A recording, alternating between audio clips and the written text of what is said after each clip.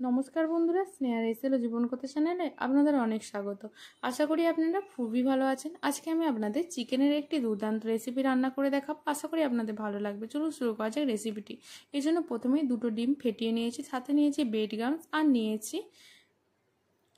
আদা রসুনের পেস্ট, সাথে লেবু, ধনেপাতা, পেঁয়াজ ও কাঁচা লঙ্কা আর 2টো ব্রেড নিয়ে ওগুলিকে জলে ভিজিয়ে এরকম করে ম্যাশ করে রেখেছি। আর চিকেনটিকে আমরা মিক্সারের মধ্যে গ্রাইন্ড করে নিয়েছি। আর সাথে নিয়েছি 2 চামচ টক দই।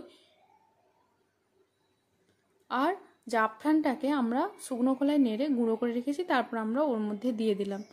এরপর একে একে আমরা প্রথমে দিয়েছি আদা রসুনের পেস্টটি, দিয়েছি ধনেপাতা, কাঁচা লঙ্কা, পেঁয়াজ কুচি, গোলমরিচ গুঁড়ো, 1 চামচ পরিমাণ টমেটো সস,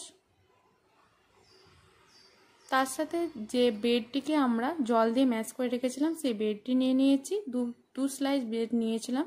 আর তার সাথে নিয়েছি পরিমাণ মতো লবণ আর লেবুর রস।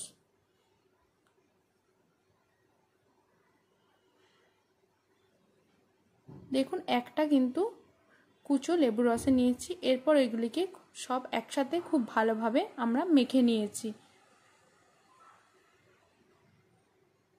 এর মধ্যে আমরা শুধুমাত্র দিইনি ব্রেড ক্রাম্বস আর ডিমটা, বাকি সব কিছু আমরা এর মধ্যে দিয়ে মেখে নিয়েছি।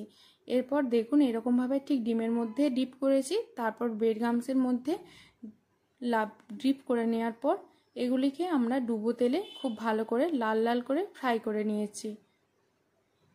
এগুলি আপনারা ব্রেড ক্রাম্বস লাগিয়ে 30 মিনিট মতো যদি ফ্রিজে রেখে দেন, সেক্ষেত্রে এই চিকেন কাবাবটি খেতে আরও সুস্বাদু হয়।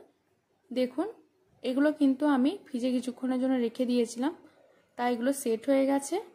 তারপর এগুলিকে লাল লাল করে ভেজে নিয়েছি ডুবো তেলে। ব্যাস, তাহলেই বিকেলের এই দুর্দান্ত স্ন্যাক্স একদম রেডি। এভাবে আপনারা একবার হলেও বানাবেন, আশা করি ভালো লাগবে। ভালো লাগলে লাইক, শেয়ার, কমেন্ট, সাবস্ক্রাইব করে স্নেহা এসেল জীবনকথা চ্যানেলের পাশে থাকবেন।